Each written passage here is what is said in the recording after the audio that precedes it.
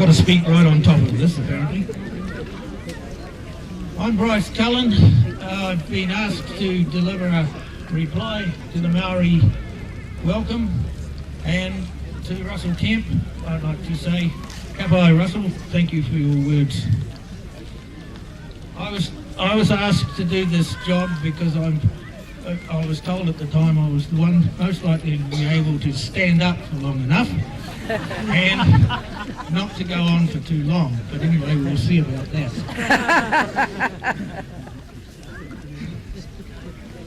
Maungaturoto, the town that just grew.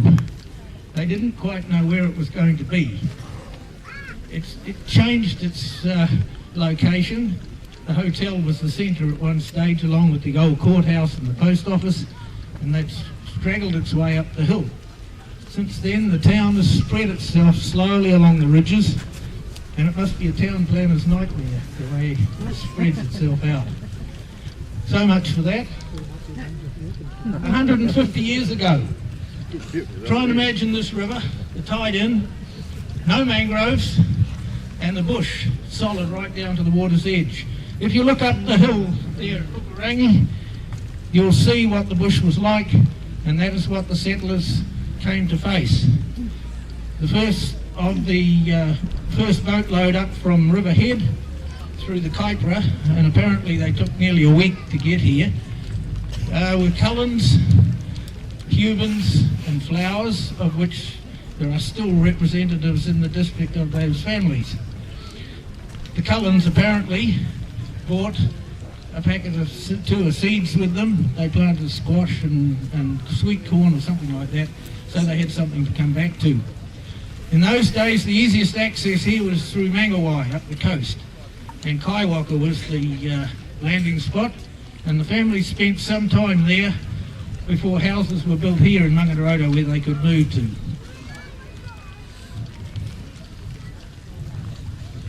It was good today to see our ethnic groups here represented by the children.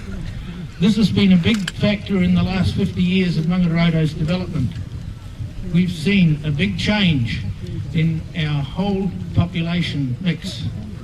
And just while I'm standing here, how many of you were here 50 years ago at the centenary? Put your hands up.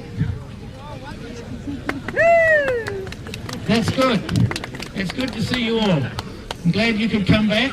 And to the new people in the district, I hope you're finding things a compatible place to live. Now at this point, I'd just like to ask you all just to pause for a moment and just remember in those 50 years the people we have passed on, because there are a lot of them. So we'll just pause for a few seconds and remember those past people.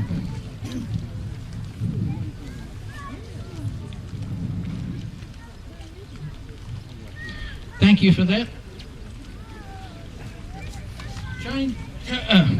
Changes in Maungaturoto. Now I've drawn up a couple of lists here, a bit like your balance sheet, pluses and minuses. On the minus side, and in no particular order, we have lost our banks, our post offices, our railway station, and our sheep farms. I think I can count about 4 reasonably stocked sheep farms now left in the the Wakapirau, Hurau and Bickerstaff areas.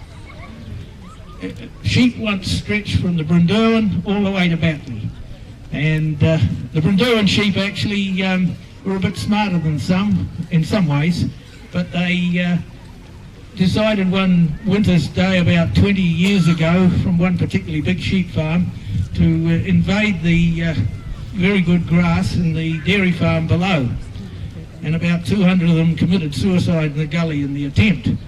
And the farmer concerned saw the light and sold the rest of them and converted it into one of the bigger dairy farms of the district. What else have we lost here? No, that's enough for that. We'll go on to the plus side.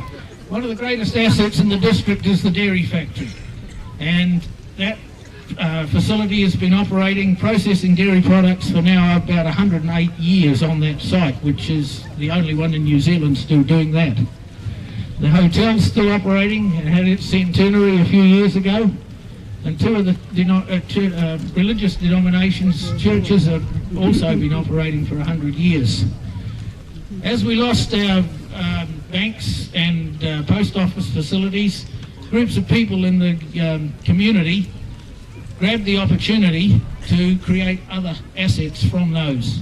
And today we have a very good medical centre, a rest home for elderly people, and a large retirement village, all built with funds raised in the district and with assistance, dollar for dollar subsidies.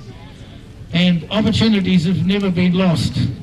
Right from the beginning, we have people that have stepped out and created the fire brigade, the St John ambulance. Both facilities are top class and probably match any in the country.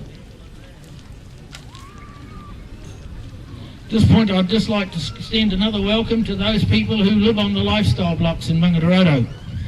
This has been a trend in the last 20 years here, as some of the farms have been subdivided and people have moved in from other points of the country, some of them from overseas.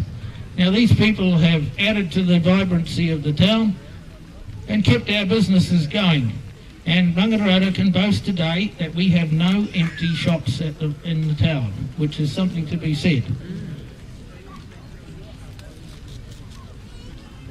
Now, on the asset side, I missed a few things. We have the sports complex up here, we have halls and other facilities like that. I had to mention that because that was a huge community effort, as was this wharf. The people who built this, there was a lot of machinery loaned, a lot of hours put in, and it all came together in about 3 days' work and to finish. And then finally, I would like to address the younger generation that are here. That's people 25 and younger. You are the people who are going to inherit or take over the businesses and farms that your parents now run. The people that have gone before in the years have provided a great asset base for you people to work from. I can only imagine the sort of changes that you will see take place in the next 50 years and the changes that you too will be bringing about. You must look to the future, grab opportunities where you can, and don't be afraid to go with your ideas, battle with the bureaucrats that will want to get in the way, the naysayers and the foot draggers, and I don't doubt that you for all will have a great future here in Maungaturoto. And in 2063, you can stand here with your grandchildren and probably some of you with great-grandchildren and say, well, we're still on the river here, the tide's still coming in and out, but things will look different here for sure.